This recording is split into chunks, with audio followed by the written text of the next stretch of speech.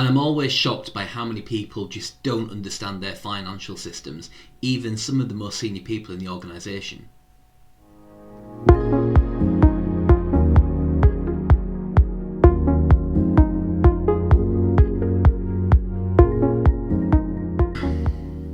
Hello everyone and welcome to Chatting Transformation, the business podcast designed to make your change and transformation journey that little bit easier.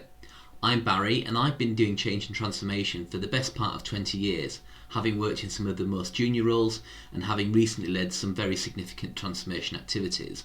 And I'm making this podcast to pass on my knowledge, my experience, my opinions, and also where I've been involved in academic research, so that hopefully it makes just one person's change and transformation journey that little bit easier. And I want to welcome you all back to Governance and Controls Week. The start of this week in episode 13, we introduced governance and controls, and I talked about the 4 critical elements or areas of governance and control that to me are the most important, and they're the ones I want to see being prosecuted proactively within any change and transformation initiative that I'm involved in. And they are planning, RAID, finance, and then reporting and decision making. And I also talked about the idea of value add governance, and it's about finding the sweet spot of having enough governance so that you are making a positive impact on the programme, but not creating too much where it becomes a bureaucratic nightmare for anybody, any resources or stakeholders involved in delivering. So it's ensuring that everything you do does at least result in something. And I've seen lots of programs where there's change and controls activity going on and it has absolutely no value at all because they're not doing enough of it or they're not doing the right things.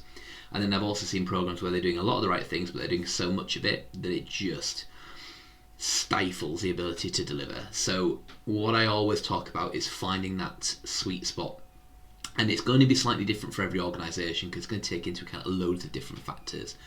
Culture, structure, size, complexity, involvement of regulators, the industry, all of that kind of thing. But there is always a sweet spot and it can be found. And when you do, it's really good because everyone sees the value, no one gets fatigue from changing controls, and everyone gets behind doing things properly. So the topic for today is finance. Now, there's 2 parts to finance in initiatives and change and transformation initiatives. It's about properly planning and managing the expenditure through the life cycle of your initiative. The first bit, properly planning, is the bit that I see most organisations, many programme managers, many SROs just not get wrong, but don't do enough of, and they set themselves up for so many problems down the line. And it's often the most, what I would explain as the most neglected part, because if you do it properly, it absolutely makes finances run on rails for your programme going forward. But if you don't put it in, it causes you so much admin, so much reporting nightmare. So the first thing I always say to anybody, and I'm always amazed by the amount of people at senior levels that don't know this, is do you understand how finance works in your organisation? So do you understand the budget structures? Do you understand the planning rounds and the planning cycle? Do you understand who has what financial authorisations, the delegated authorities, all of that kind of stuff?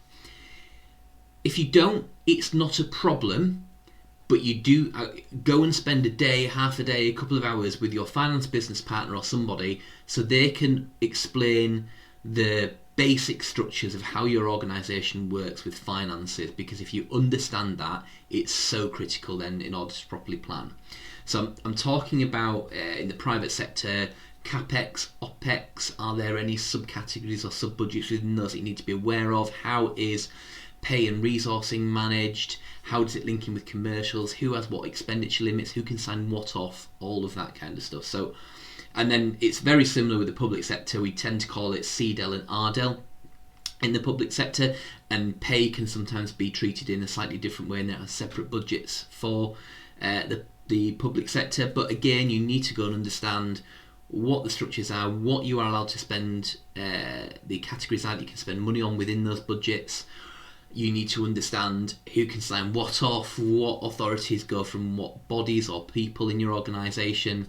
There's loads to know, and if you get that and you understand how it works, then you can definitely write a really good financial plan for your initiative. But you do need to go and understand that, and I keep coming back to really senior people that I speak to get it wrong because they just think it works in a certain way. And every organisation is going to be slightly different, and it's worth just investing that little bit of time with the finance business partner. That's what they're there for. Clues in the title, business partner, to help you understand the financial system so that you can properly plan and execute accordingly. Step 2, which I'm absolutely amazed not enough people do, is properly cost your plan. So at the point where you're developing your financial plan, you should know in big chunks what your delivery plan looks like. You should certainly know your level 0s and your level 1s, and you'll probably know your level 2s, and you'll have some good estimates of what you're going to be spending on, i.e. you might not know exactly what system. If it involves a big piece of technology that you're bringing in, you might not know exactly what the platform is or the supplier, but you'll have a kind of a rough idea of what it's going to cost, what licenses are going to cost, what any consultancy is going to cost, what any program management activity is going to cost. So you can properly cost out your plan.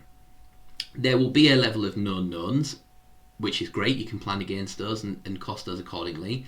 There will be a level of what we'll call known unknowns, and they're the things that you've created assumptions for, or there might be dependencies on other programs where there's a level of uncertainty. So you can put some costs in for them, and then there are the unknown unknowns. So those are the emergent risks and issues that may crop up that right now you don't even know are out there, and that's why we use things like contingency amounts, and depending on the risk profile of your program, you can have anywhere from 10 to 30% of a risk profile. So you should have enough information there to write down what is going to be a relatively accurate financial plan. Now, as I've stressed in the earlier module when we talked about planning, no plan survives first contact with reality.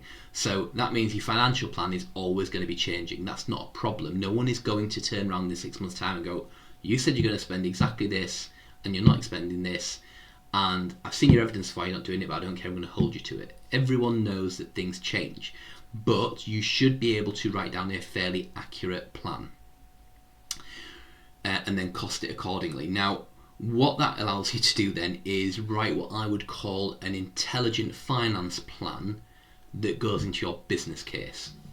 So we're going through defining the program, we've created the plan, we've costed the plan effectively, we've got to the I don't call it best guess, but a fairly mature financial plan, and you need to now put it into your business case, because the business case is the contract between the SRO and the delivery committee. It's what the SRO presents, and it is what is used to obtain the funding for the program, and the SRO effectively is held within the confines of the business case. So it's really important that you write an intelligent finance business plan that gets the balance right. What do I mean by that?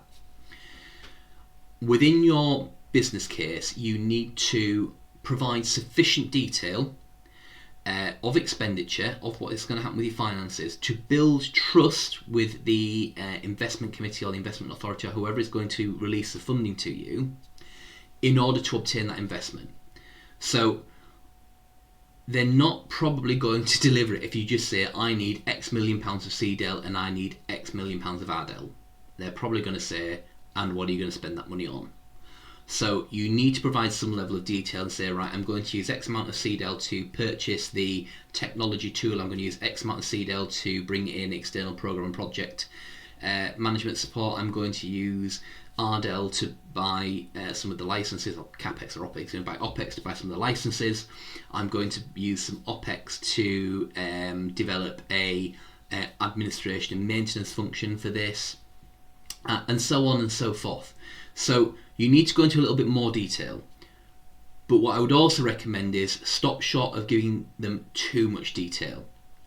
And the reason I say that is, my earlier point, plans don't survive first contact with reality. They are constantly changing, your finances are constantly changing, and you need to provide that level of trust and understanding to get the money, but don't tie your hands behind your back by giving them so much detail that if anything changes, you don't have the ability to be flexible. So I would always say, I'm going to, I need X amount to go and purchase the tool. In the business case, there's no requirement to commit to exactly what the tool is, who you're going to procure it from, the specific modules that you're going to get from it, generally, because what you're doing is you're saying, I'm going to go and need a tool, and a bit of what the work I'm going to do is to go and identify what the best is out there on the market and get it accordingly, but I know I'm going to be buying within this rough amount of money. Ditto with, I'm going to go and get some program and project management consultancy support. Don't get tied into announcing how you're going to engage that, what commercial, detailed commercial engagement you're going to do, what framework you're going to do. At this point in your finances, you might do later in the commercial plan as part of the business case, but don't commit yourself to a certain supplier and I'm going to get these roles from them and all of that kind of stuff. Give yourself a bit of flexibility. Just say, I need this money to do this element of the program and it's going to roughly cost this much, and my intention is to bring this in. That should be enough. Again, this all depends on how mature your organisation is with investment planning, how mature your finance systems are, how the culture of risk aversion, risk taking, all of that kind of stuff. But I would suggest for the vast majority of clients I've worked in, both the public and the private sector, that is enough. I've seen some extremely vague business cases go through with a finance plan that just says, I need 6 million quid for the next 5 years. Doesn't explain what it's being spent on, and that is really difficult then for people to properly plan their budgets. And I've seen stuff that goes into nth degree of detail and says, I'm going to want this much, I'm going to spend it on this supplier for this exact thing in this month, and then that doesn't happen because maybe a PO isn't raised in time or something like that, and it happens to happen the next month, and the business case has got to be resubmitted or addended or something like that because the SRO is hamstrung by the authorisation in the business case. So get the level right. It's important to remember that once that business case is signed off, that's a document that the SRO is going to go out into the business with and going to wave it above their head and declare that this is the authority to do what they need to do in order to progress the programme. So give them something that is powerful enough but doesn't hamstring them. The other thing I would just say about business cases and finances is some programmes, particularly large ones, will have a multi-year element to them. And you, in your initial business case, you're always going to be wanting to identify what your expenditure is going to be for now, year 2, year 3, year 4, year 5, etc. You should definitely know what your expenditure is probably going to be for at least in year or the next 12 months.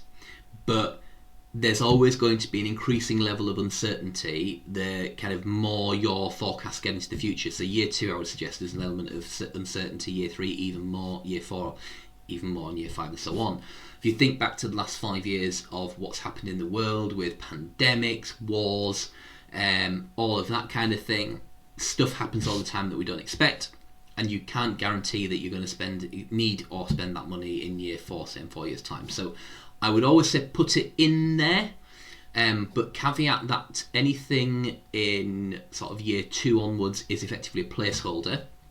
The reason I say that is because then it goes into the organisational's long-term financial planning, and a placeholder is in there so that come next year you know the money is likely to be available. And what I would always say is you will resubmit at the end of the financial year with an updated forecast once you kind of replanned for that year because it's a little bit closer, you've got more certainty, and then you can either turn around and go, yep, our forecasting was spot on, or alternatively things have slightly changed and we either only need this or we need a little bit more.